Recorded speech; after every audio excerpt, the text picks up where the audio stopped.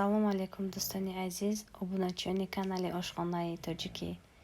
Ҳамаи шуморо хушомадед мегӯям. Имрӯз мехостам бо ҳамроҳи шумо як намуд пичин тайёр кунем, ки номаш конфетки аст. Бисёрии мову шумо инро медонем. Анакнун дар ин ҷо барои мо 3 дона тухм, фақат зардияш, сафедиашро ҷудо мекунем ва 150 грамм сливочное масло, яъне хазаюшка ман истифода мебарам ва 200 грамм сметана 20% ва 2 стакан ё 2,5 стакан орд. Ҳама маҳсулотҳо бояд дар температураи хона бошанд.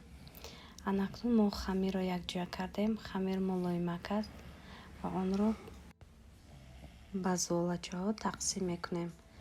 Аз ин рецепти мо 45 ё 50 дона печёнӣ мебарояд ва ҳар яктаи онро мехе бо размери на он қадар калон, на он қадар майда ҳамаашро тақсим мекунем. Ман дар ин ҷо пишебои салфанд кардам. Золачаҳо бояд дар холодильник 20 минут ё 30 дақиқа дам гирад. Анакнун барои дарунаш 3 дона сафеди тухмро бо 1 стакан шакар лат мезанем.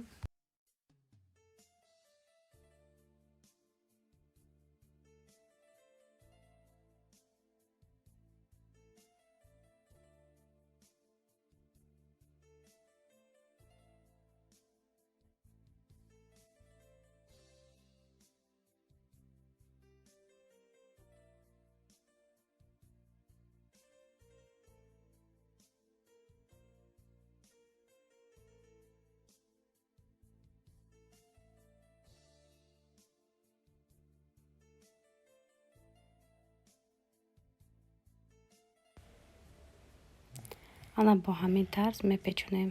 Дар дарунаш ҳамун сафеди тухм бо шакару ва чормағз.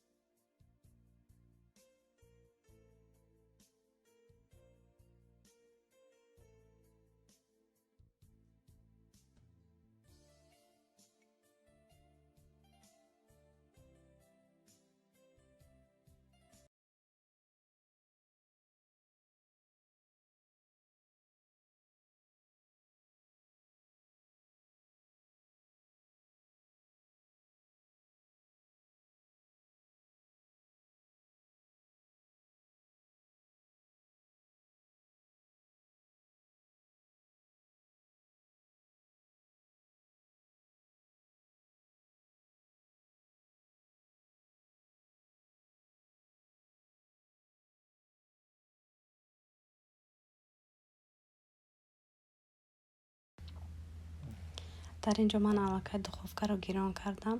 Дар ҳарорати 180 градус дар муддати 20-25 дақиқа мепазем.